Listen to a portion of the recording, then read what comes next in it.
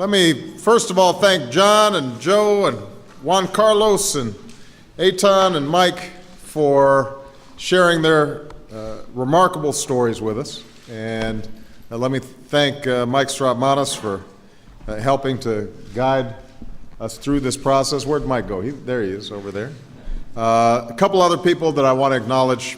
First of all, our terrific Secretary of Transportation, Ray LaHood, is here in the House.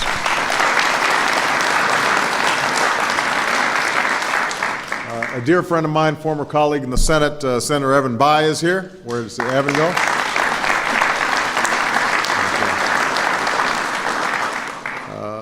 Chicago's own Congressman Danny Davis from the West Side. Where's Danny? He was here a second ago. Give him a round of applause anyway. And I want to thank kids from the Life Pieces to Masterpieces, as well, and Foundry United Methodist Church. Thank you very much for your participation. And I want to thank members of the Faith-Based Advisory Council's Subcommittee on Fatherhood that has helped us to organize these events today. Good afternoon, everybody. It is wonderful to see you. I see some familiar faces in the house. Brett, how you doing?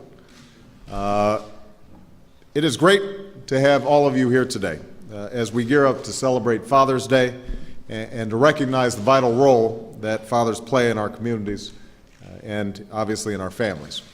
This town hall marks the beginning of a national conversation that we hope to start about fatherhood and personal responsibility, about how fathers across America are meeting the challenges in their families and communities and what government can do to support those who are having a difficult time. Today you've had a chance to hear from 5 of those fathers, men who are doing an outstanding job of meeting their obligations in their own lives. We all know the difference that a responsible, committed father like those 5 gentlemen can make in the life of a child. Fathers are our first teachers and coaches. They're our mentors. They're our role models. They set an example of success, and they push us to succeed, encourage us when we're struggling. They love us even when we disappoint them, and they stand by us when nobody else will. And when fathers are absent, when they abandon their responsibilities to their children, we know the damage that that does to our families. Some of you know the statistics. Children who grow up without fathers are more likely to drop out of school and wind up in prison. They're more likely to have substance abuse problems, run away from home, and become teenage parents themselves. And I say this as someone who grew up without a father in my own life. Now, I had a heroic mom and wonderful grandparents who helped raise me and my sister. And it's because of them that I'm able to stand here today. But despite all their extraordinary love and attention, that doesn't mean that I didn't feel my father's absence. That's something that leaves a hole in a child's heart that a government can't fill. Our government can build the best schools with the best teachers on earth, but we still need fathers to ensure that kids are coming home and doing their homework and having a book instead of the TV remote every once in a while. Government can put more cops on the streets, but only fathers can make sure that those kids aren't on the streets in the first place. Government can create good jobs, but we need fathers to train for these jobs and hold down these jobs and provide for their families. If we want our children to succeed in life, we need fathers to step up. We need fathers to understand that their work doesn't end with conception. What truly makes a man a father is the ability to raise a child and invest in that child. And we need fathers to be involved in their kids' lives, not just when it's easy, not just during the afternoons in the park or at the zoo when it's all fun and games, but when it's hard, when young people are struggling and there aren't any quick fixes or easy answers. And that's when young people need compassion and patience as well as a little bit of tough love. Now, this is a challenge even in good times, and it can be especially tough during times like these when parents have a lot on their minds. They're worrying about keeping their jobs or keeping their homes or their health care, paying their bills, trying to give their children the same opportunities that they had. And so it's understandable that parents get concerned. Some fathers who feel they can't support their families get distracted. and even those who are more fortunate may be physically present but emotionally absent. I know that some of the young men who are here today might have their own concerns one day about being a dad. Some of you might be worried that if you didn't have a father, then you don't know how to be one when your turn comes. And some of you might even use that as an excuse and say, well, if my dad wasn't around, why should I be? Let's be clear. Just because your own father wasn't there for you, that's not an excuse for you to be absent also. It's all the more reason for you to be present.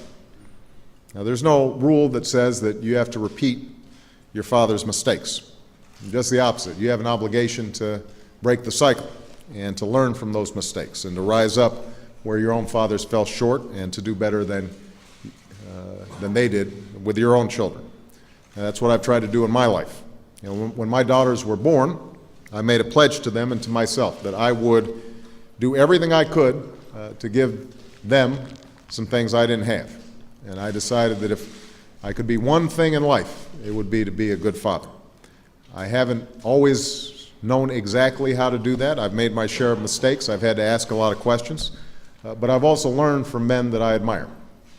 And one good example is Michelle's father, Fraser Robinson, who was a shining example of loving, responsible fatherhood.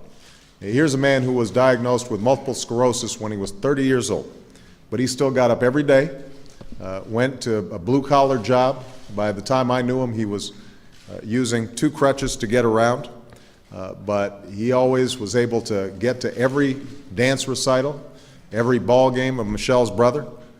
He was there constantly and helped to shape extraordinary success for his children. And that's the standard that I strive for, though I don't always meet it. And as I said before, I've made mistakes as a parent, and I'm sure I will make plenty more. There have been days when the demands of work have taken me from my duties as a father, and I've missed some moments in my daughter's lives that I'll never get back. So I've been far from perfect, but in the end, it's not about being perfect. It's not always about succeeding, but it's about always trying, and that's something everybody can do. It's about showing up and sticking with it, and going back at it when you mess up, and letting your kids know, not just with words, but with deeds, that you love them and that they're always your first priority. And we need dads, but also men who aren't dads, to make this kind of commitment, not just in their own homes, to their own families, but to the many young people out there who aren't lucky enough to have responsible adults in their lives. We need committed, compassionate men to serve as mentors and tutors and big brothers and foster parents, even if it's just for a couple hours a week of shooting hoops or helping with homework or just talking about what's going on in that young person's life. Even the smallest moments can end up having an enormous impact, a lasting impact on a child's life. So I am grateful to many of the organizations that are here that are working on these issues. Some are faith-based, some are not, some are government-funded, some are privately funded, but all of you have those same commitments to making sure that we are lifting up the importance of fatherhood in our communities. This is not the end, this is the beginning of what I hope is going to be a national dialogue, and we're going to have regional town hall meetings, as Mike may have mentioned, to make sure that participants all across the country are starting to have that positive effect in their communities. And I especially want to thank the young people who are here today, because you're the ones who are going to have to carry this message forward. So, with that, I know we've already had some discussion, and what I want to do is to see if we can expand the conversation. We should have some microphones in the audience so that everybody can be heard. Am I correct? Mike, are you going to be like Oprah? I'm not going to be like Oprah. Okay. This is for you. All right, this is for you. Okay. So what I want to do is just call on some folks. They can ask a question. They can share a story. Organizations that are doing great work on fatherhood, please tell us a little bit about the work that you're doing. And I want to especially hear from some of the young people who somehow ended up sitting in the back. I don't know how that happened. But, all right, I'm going to start with this young man right here. Go ahead. Introduce yourself. Stand up, please. Yeah, my name is Roland Warren. I'm president of an organization called National Fatherhood Initiative. And first, just thank you for what you're doing on this issue. And a lot of folks have been sort of toiling on this issue for a number of years, and to have you come forward and and step up and make this a national priority is really important. And one of the things I just want to say to you that, your message in terms of the fact, even though you've had obviously tremendous success without your dad, the fact that you really needed him, and that kids have a hole in their soul essentially in the shape of their dad, I think is pretty important, because we really need to focus on that issue, that we got to change the legacy and help our kids pass on the legacy, help our dads pass on a different legacy than maybe they inherited. I grew up without my dad as well, and went to Princeton and things of that nature, but still needed him, and that's one of the reasons I do the work that I do. So I really am delighted that you're doing the great work that you're doing around this issue. Thank you so much. I really want to emphasize this point about how just small moments and gestures can make a huge difference. A lot of folks know I love playing basketball, but it was my father who gave me my first basketball. Even though he wasn't a part of my life, in the few weeks that I was with him, he gave me a basketball. A lot of folks know I love jazz. Turns out he took me to my first jazz concert. I didn't remember this until later on in life, but just that imprint is powerful. And imagine if that's sustained every day. And especially young men when they hit the teenage years, to have somebody there who's there to steady them and to provide them with some guidance, that makes all the difference in the world. So, and again, this is not to take away from the heroic work that moms are doing. It's to emphasize moms need some help. Because if you're a single mom like mine was, and maybe they're going to school or working, the pressures are enormous. And having somebody else there who's able to carry on that child-rearing responsibility is absolutely critical. So, anybody else? Let me get one of these young people here. Go ahead. Good afternoon, everyone. My name is Larry Holmes. I attend the St. Albans Schools for Boys, and I would like to ask you a question. Yes, go ahead. Traveling from state to state, country to country, being a president, which one is funner, being a father or being a president? Oh, well. Well, I mean this. Nothing is more fun than being a father. Now, my kids aren't teenagers yet, so I don't know. I don't know whether that will maintain itself. But right now, the greatest joy I get is just hanging out with the girls and talking to them and watching them grow and succeed. And probably the most fun that I've had since I've been president was actually at a parent-teachers conference where the teachers were bragging on my children. And I just sat there and I just basked in the glory of, and that, nothing's more important than that. And I think a lot of fathers can relate to that. But here's the important point, is that with as many responsibilities as I have, and I've got a huge support structure and staff and whatnot, it turns out that you can still carve out time to make sure that you're having a conversation with your kid. And what it does mean is that fathers sometimes have to give up stuff that they'd like to do instead, like just sit there and watch SportsCenter. I know we got D. Wade here. I like watching the highlights, but sometimes instead of watching the third, fourth, fifth time SportsCenter, I just watch it once, so that I can then spend time with the girls, because they don't like watching basketball that much.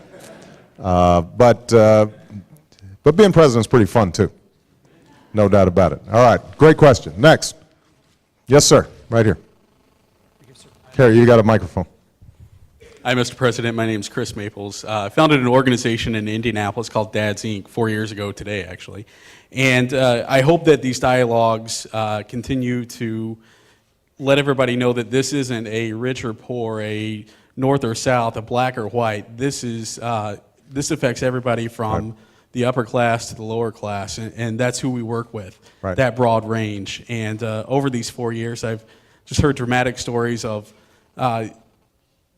just so appreciative that we have a service in Indianapolis for all fathers, and that everybody is appreciative of that, and I hope we can keep that up on a national level too. Absolutely, absolutely. I think this is really important to emphasize. 23% of young people are growing up without fathers. Now, in the African American community, it's close to 50%, maybe a little over, depending on the statistics that you look at. So there is a real crisis going on in the African American community on this issue, but it is a more pervasive issue. And I just went to a wonderful organization called Year Up that has young people who are getting trained after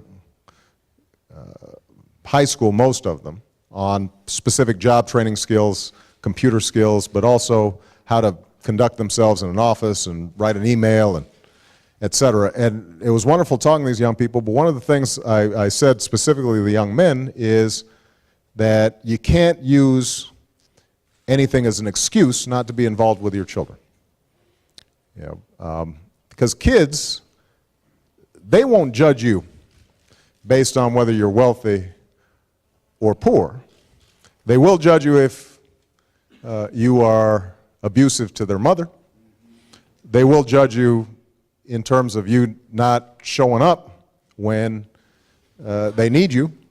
That's what makes a difference. And you know, kids will respect their fathers if their fathers are showing kindness and are modeling that they're working hard and trying to do what's right for their families. And you know, kids will understand that sometimes, you know, families fall on hard times. They get that.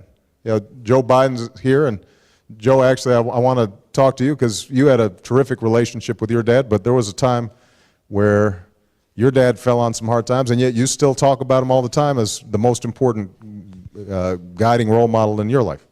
Well, Mr. President, I think it's great what you're doing, by the way. This is a big deal. Folks, you know, the President said sometimes fathers make mistakes, and I made my share, but there's one thing my father told me.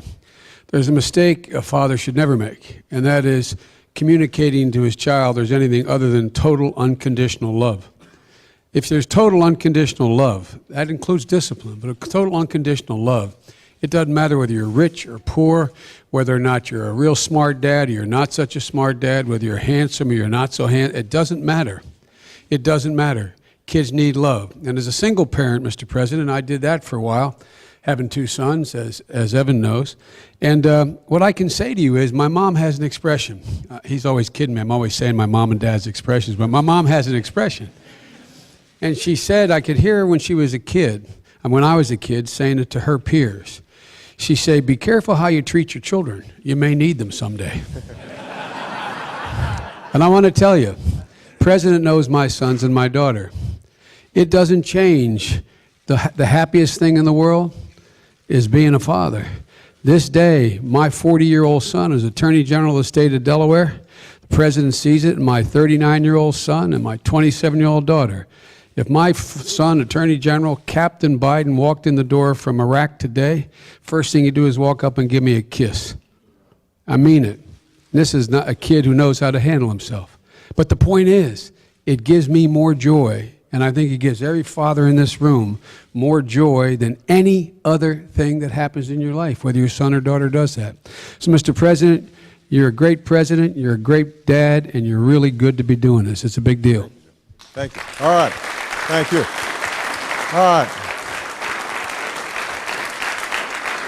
Anybody back here want to comment on some of the things they heard or saw, or go ahead. I'd like to ask you a question, Mr. President. At one point, you had to decide you wanted to run for president. With two young daughters, can you share with us how you had to wrestle with that decision? Well, it's a great question, and I think I've said this publicly before. The first question, the threshold question that I had to ask in conjunction with Michelle, because this was a joint decision, was could our family handle it? And frankly, if it hadn't been for Michelle's extraordinary strength and commitment, I could not have done it and would not have done it. And she was able to handle for big chunks of time being like a single mom. Now, as I want to emphasize, we're luckier than most. We've got more resources than most. And so I don't want to diminish how tough it is. If you're working 2 shifts, you're coming home beat, and then suddenly, you're also expected to help on the homework and do all these things. It's a big challenge for a lot of families, and we had more resources than most, but it was still a very difficult decision. Frankly, I don't think we would have made the same decision if our kids were a little older. Part of the reason it was okay was because when I started running, Sasha was 5, Malia was 8, and they were still in Chicago. My mother-in-law, and they had a whole network and a community and a family that could help and support them. And so as a consequence, we figured out they would thrive. The person who suffered the most was me, because I would be calling from God knows where, and they'd be having fun and laughing, and kids don't talk on the phone that well. So I'd be, Sasha, how was your day? Fine.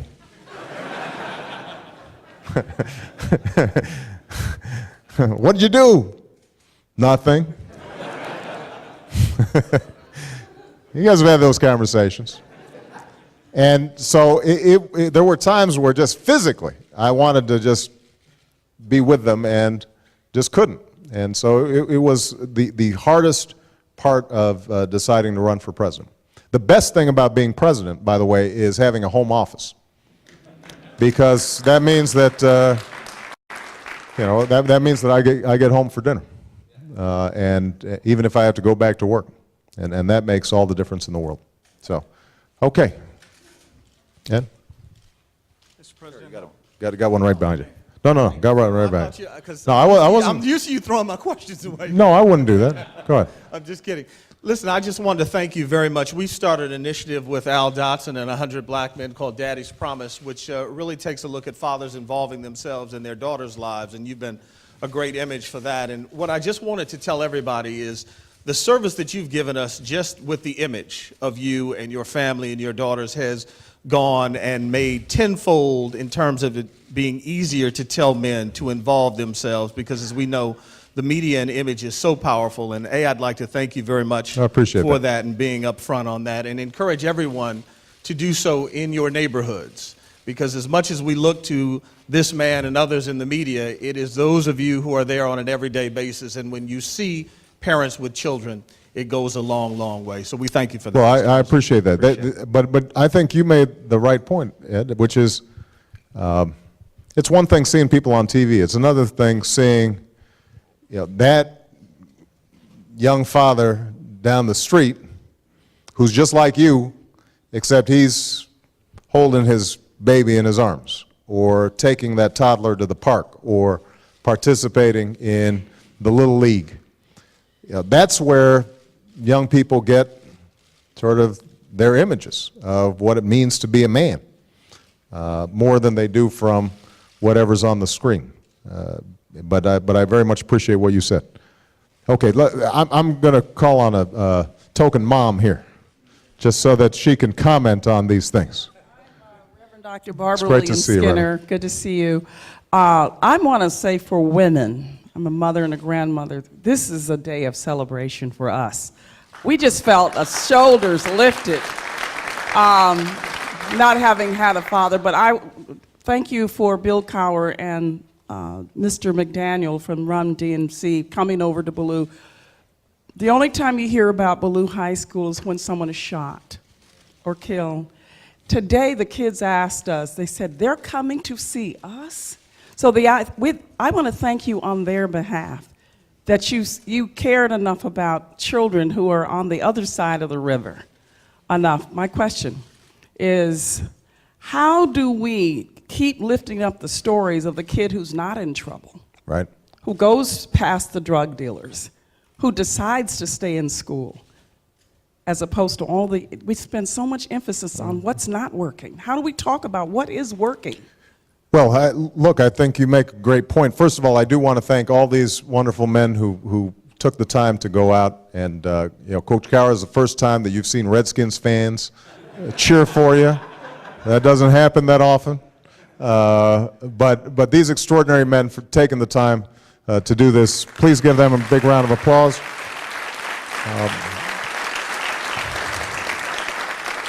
But I think you're absolutely right, Reverend, that sometimes we've got to lift up success instead of just remarking on failure. Because the young men that I met at the trip that I took to Europe, these were extraordinary young people. They were poised and they were polished and these are all kids from the neighborhood, but somebody had reached out to show that they care. And it turns out that young people are incredibly resilient. It doesn't take that much. All it takes is somebody to put a hand on them and say, you know what, you're important, and I'm listening to you. And if it's the wrong person who's putting that hand on them, if it's the gangbanger that's putting that hand on them, then they'll respond to that. And if it's a person in the community who's working hard, they'll respond to that. And so we do need to affirm positive behavior and not just condemn negative behavior. Because a lot of times, young people just need to be told. That if you, one of the neat things about this program that I was looking at was they had a whole code. The first thing that they trained young people on was, how do you interact with others? So everybody that you met, they were shaking your hand and looking at you in the eye, and they weren't mumbling. And there were certain words that they had banned from usage.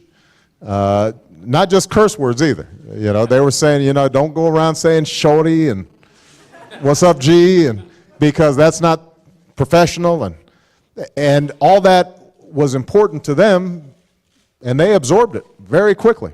But it requires spending a little time and lifting up some role models. So, okay. All right. This is always tough, the last question thing. I'm going to call on one of these young people again. Just, here you go. Go ahead. This young man right here, he had his hand. I was wondering, Mr. What's your name? I'm Nick By, and I'm also from St. Albans. Hey, Nick. Larry. Yeah, you're with And this crew here. Mr. President, I was wondering how you felt when you first became a father. Well, let me tell you the story of me. First of all, Malia was born on the 4th of July. And every first father has this memory of, you're waiting, and then suddenly Michelle woke me up at around 3, 4 o'clock, and I was sleepy, and she says, hey, Buster, I think this may be happening, and you jump out. It was like a movie. I was jumping out of the bed and looking for my shoes and the bag, and things went fairly smoothly. But the first time you see that child and bringing her home, driving really slow in that little car seat, and then that night, knowing that there was this new life inside your house in a little bassinet, and remembering to check on them every 5 minutes to make sure they're still breathing, and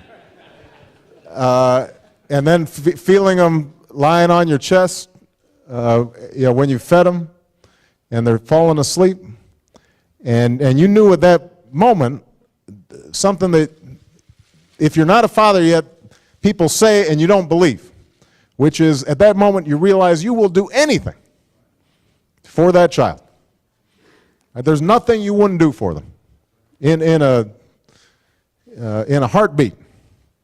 And that bond between a parent and a child is something that is precious. It's sacred, and it's a true blessing.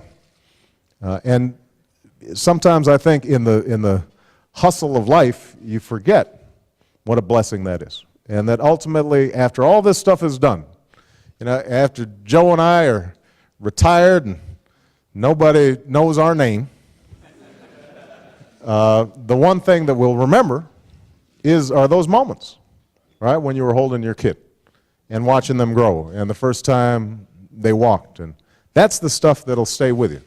And that's why if there's one last thing I want to communicate to those fathers who maybe haven't been involved in their child's life, it's to emphasize that this isn't an obligation.